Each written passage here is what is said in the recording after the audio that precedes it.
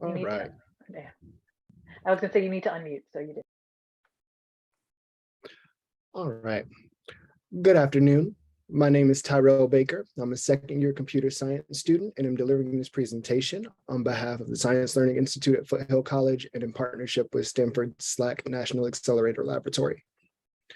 Most people have heard of particle accelerators before, usually in passing, but save a healthy respect for the cool sounding name, have no idea what they actually do. Most picture an inaccessible, superpowered machine that scientists use for experiments, which is true to an extent. They definitely have their laboratory uses, and those are our focus for this afternoon.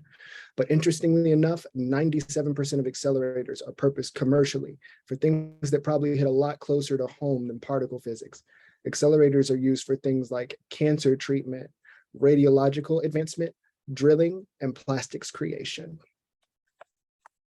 No matter how any particular accelerator is used, though, there are some fundamental truths. They're extremely expensive to build, to maintain, and to run.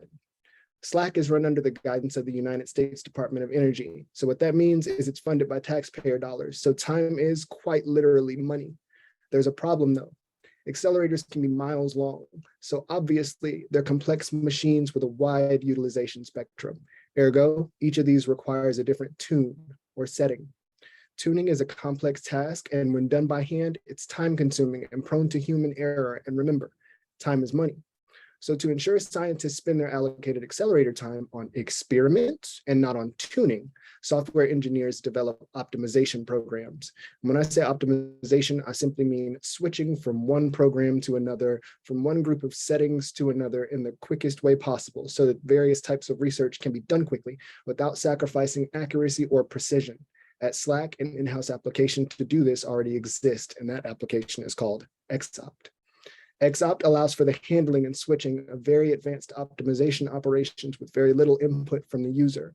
In order for any algorithm to be handled, however, XOpt has to know it, and that's where my work this summer comes in. I was responsible for connecting XOpt and a minimization algorithm called Nelder-Mead in a way that allowed the algorithm to be understood by the application. The issue, though, is that Nelder-Mead is written within the constraints of a Python library that's called SciPy. And since almost nobody knows what that means, I'll use an analogy here. Anyone who's ever used a MacBook Air has probably at some point run into the issue of needing to use a device that has a regular USB plug-in, but the MacBook Air only has USB-C plugins. Your solution then is to either purchase a brand new machine or to use a converter.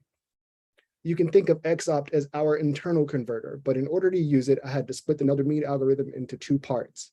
A generator, which contains all the information pertinent to the what, the points to be evaluated each time the program runs and how they should be passed through the code, and an evaluator, which says to the program, this is what I need you to do with that information, and then it takes the information and passes it to XOpt.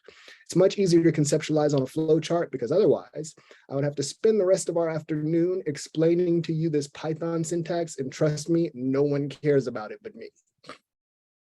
Ultimately, I was able to create and run the generator and evaluator. Here, you can see a graphical representation of the code that you saw on the previous page. We start here at the topmost number, and the algorithm finds the minimum here, the bottommost number. And again, to avoid getting bogged down in the details, a very high-level overview and a much cooler representation of what's happening here is this. The algorithm's job is to take the minimum of an objective function in multi-dimensional space, ideally in as few iterations as possible. In English, what that means is, right down here is a teeny tiny triangle. If the next number we look at is better than the number that we have, the algorithm flips the triangle and continues to do so until we reach the minimum here at the top. Nelder-Mead is the first of the SciPy algorithms to be converted into the generator form for XOpt, but it won't be the last. This is a truncated list of the algorithms that still need to be converted. And as the algorithms are added to XOpt, they can be tested by Badger, which is the application that serves as the connection between the algorithms and the actual machine. So there's still a ton of work to be done. This internship without a doubt, is the crowning jewel in my college journey thus far. Traditionally, I'm more familiar and comfortable with Java as a programming language. So having to work in Python really challenged my understanding of the fundamentals of programming. Additionally, my ability to read and follow through code has been bolstered beyond anything I could have imagined. And I also learned that time is not unlimited, so we have to focus. Mistakes happen, bugs pop up, but what's most important is to stay focused on the next most important thing. Every step in the engineering process relies on the one that came before it. Although I probably won't choose to work in a physics laboratory, the internship affirmed my passion for computer science. I get to do something that I love for a living, and that's solve puzzles. Thank you so much to the Foothill Science Learning Institute for funding and supporting this internship, to Marissa, Sophia, and Steve for ushering me through the process with grace and understanding, to SLAC University, and to Nicole Neveu for welcoming me, for teaching me and helping me form connections. And words really can't express how grateful I am to Dr. Sarah Miskovich. She put in countless hours with me. She answered every question quickly, had patience and understanding, and I feel as though I gained both a mentor and a friend.